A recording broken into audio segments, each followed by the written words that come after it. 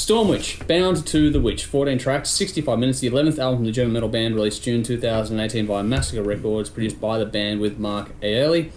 2 promo tracks have been released, Odin's Ravens and Songs of Steel. That should tell you a lot about the band right there. The band has undergone numerous lineup changes since its inception in 1984, with vocalist Andy Muck being the only original member left, and this album includes 3 bonus digital tracks.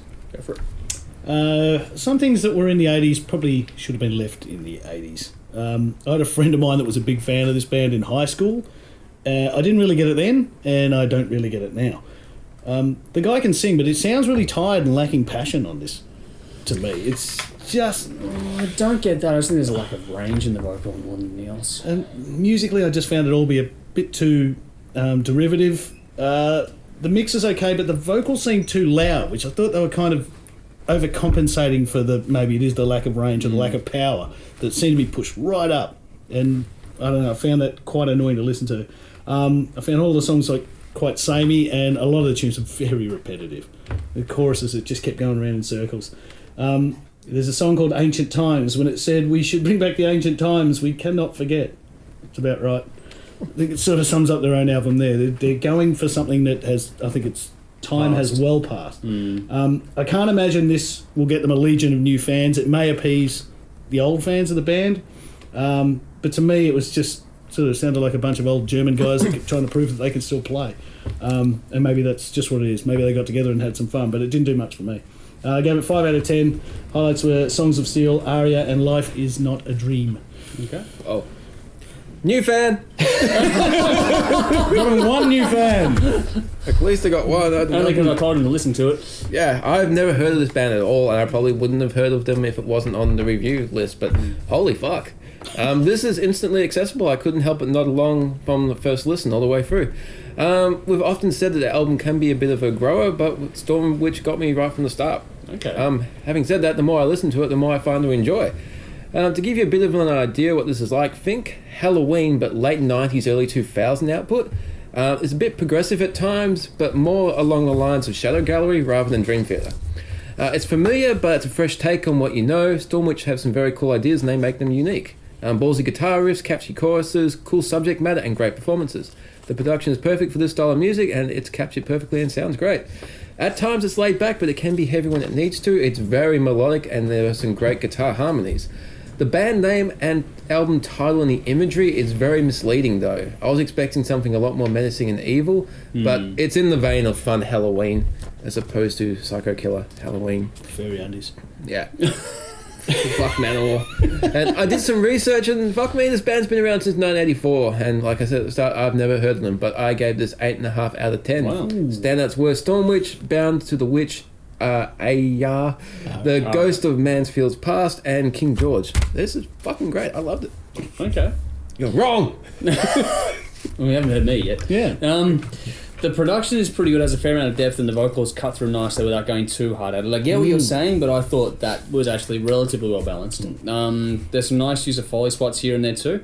I particularly like the use of reverb on the vocals. That was a nice touch for me. Some of the tones, though, aren't quite to my taste. It's purely taste. Nothing to do with how they captured it. The mix and the tones are good. It's just a taste issue for me. This is interesting in how it sits somewhere between heavy rock and heavy metal. It's a cross between traditional sort of old school German metal and the new wave of British heavy metal. It just sort of sits in that middle ground somewhere. It hasn't really picked a side, so to speak. The tempo is interesting in that while it's got energy in the riffs, that gets taken back a bit by the vocals and the phrasing. They don't really kick in the way the rhythm of the album does, and as such, that whole thing makes it feel a bit by the numbers for me. The tempo never really gets out of the same gear. There are some changes with groove and swing, although they help to break it up a bit, but it does seem a little one-dimensional in that regard. There are some different approaches taken within the production, nothing big, and it's also aided by writing change, which again helped to break up the album. So I get what you're saying about the sort of progressive touches making different, but I also get what you're saying about it being just very monotonous at the same time. It is there. It's good, it's solid, but in the end you've heard it all before when it comes to this sort of music for me. If you love the genre, this will fit nicely into your collection, but it won't really do anything to jump out and make it a go-to listen for me. It just feels like it's stuck between two worlds and never quite gets a chance to shine. At times it feels like a slowed down Iron Maiden. I wonder if anyone else sort of gets that vibe out of it. But for me, it just felt like a half-tempo Iron Maiden to a degree.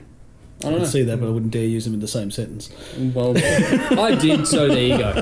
The performances and the writing are solid. There's nothing overly wrong with it. It's well done, but it just feels generic. The vocal range, while good, is limited, and again, doesn't help in that regard either.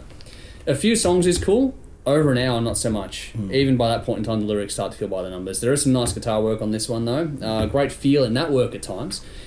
And while there are some high points in the album, it was far too easy for me to tune out on this one, allowed to become background music. Not bad in that regard, but nothing to really lock in on.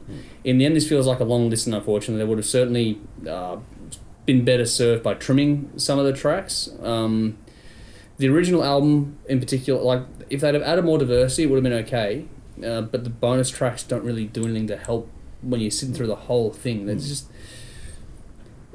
Like, if they'd have swapped out some of the original tracks, some of the bonus tracks would have maybe been more interesting, because they do play... The approach taken to the bonus tracks is a bit different. They allowed themselves to play a bit more, which was cool and different, but it didn't seem like they took those ones as seriously, which allowed them to actually have more a fun vibe attached to them. So I don't know. It's good for what it is. It's middle of the road compared to other releases this year. Their existing fans will love it, but it won't really grow their audience. I'm the same with you and Owen, apart from Dave, apparently. I'm wrong. They've grown it by one. Yeah.